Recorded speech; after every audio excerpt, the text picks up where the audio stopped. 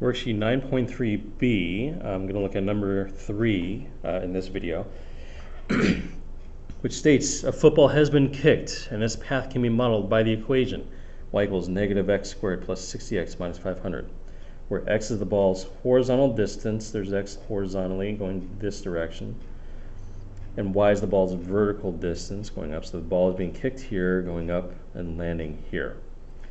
The function is represented by the graph at right. Let 0, 0 represent the field's goal line. This is part A. If the kicker was standing near the goal line, determine the exact point at which the ball was kicked. So in other words, there's the goal line. The kicker's got to be near it. If this is the path of the ball, that means that this is where it was kicked. So this point right here, that's the one we're looking for in part A. Now this is one of two roots on the equation. Now we'll go back to the equation of the problem. When we go to the equation to find the roots, normally to find roots you would try to factor this. Now if we have, see the negative in front, that's kind of ugly, big 500. So if you're going to do diamond, it's going to be hard to work with. So what I'm going to do is I'm going to actually find the vertex. I'm going to change this to graphing form. So I'm going to rewrite the equation here so I have room. Y equals negative x squared plus 60x minus 500. Now remember that graphing form is y equals a times x minus h squared plus k. And you'll see how this is going to give us and help us with the roots in a little bit. Now what I'm going to do first is to get it to this, I have to complete the square. So I'm going to take the constant term, the minus 500, and I'm going to move it over. I'm going to add 500 to both sides. So it becomes y plus 500. I'm going to leave a nice big space. Then on the other side, with the negative, remember for completing the square, we want positive 1 in front. So what I'm going to have to do is I'm going to have to factor out a negative 1. That makes it positive x squared, which is what I want. But then this plus 60x becomes minus 60x. And then this is where I'm going to add that common term to both sides. Now because of completing the square, because I put this negative 1 here, I have to have the same thing on this side. So I run that blank, minus 1. Now I've got minus 1 and minus 1. That matches. Now I'm good to complete the square. Now to complete the square, I'm taking the minus 60, the b value. I'm dividing by 2 and squaring. When I divide by 2, I get negative 30 squared. Becomes positive 900 when I square that value. Now it's going to look ugly, but this will work out.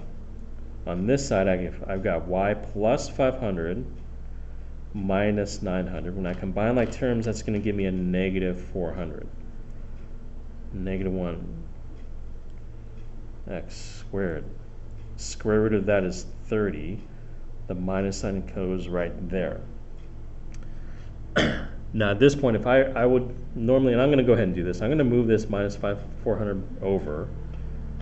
It becomes negative 1 x minus 30 squared plus 400. Now if I go back to the problem, this gives me the vertex. This tells me the vertex is positive 30 and positive 400. Opposite of that gives me positive 30. So in this point right here, this is positive 30, positive 400. Now again, this is what I'm trying to find. I'm trying to find the roots. But remember, when you're finding the roots are the x-intercepts, which means the y equals 0. So I'm going to actually go back to this equation again. I'm going to make this a 0 equals negative 1 x minus 30 squared plus 400. And I'm going to solve this for x, because if I solve that for x, it'll give me this first coordinate. And I'll get two answers. I'm going to get the x coordinates for both of these, but this is the one I want. So to solve for x, I'm going to take that minus or positive 400 and I'm going to subtract it from both sides. I get negative 400 equals negative 1 times x minus 30 squared. I'm going to divide by negative 1. Divide by negative 1. This gives me positive 400 equals x minus 30 squared. And you've seen a few of these equations lately. There's a square. To get rid of that, I'm going to square root both sides, which leaves me with x minus 30 on this side. And thankfully, the square root of 400 works out nicely. That's 20. 20 times 20 is 400. But remember, with the square root is plus or minus. So now I'm going to take the minus 30 and it added to both sides. So my values for x will be 30 plus or minus 20. Now if I separate that, because 20 is just a regular old number, I can do 30 plus 20, and I can do 30 minus 20. 30 plus 20 is 50, 30 minus 20 is 10. Now remember, this tells me that the roots are 50 and 0, 10 and 0. Go back to the graph. When you compare those 2 points of the graph, 50 and 0, 10 and 0, which one's closer to this origin? Well, that's going to be the 10. 10 is closer than the 50. So determine the exact point at which the ball was kicked, 10 and 0, or 10 yards from the goal line. A lot of work to get that one answer, but it does work out nicely. Part B, another player was located midfield at the 50-yard line, waiting to receive the ball. Did the ball reach that player? Now remember that this root was 10 and 0. This one was 50 and 0. Now if he's located midfield at the 50-yard line, in other words, the player is standing right here, did the ball reach that player? Yes. How do you know? The other root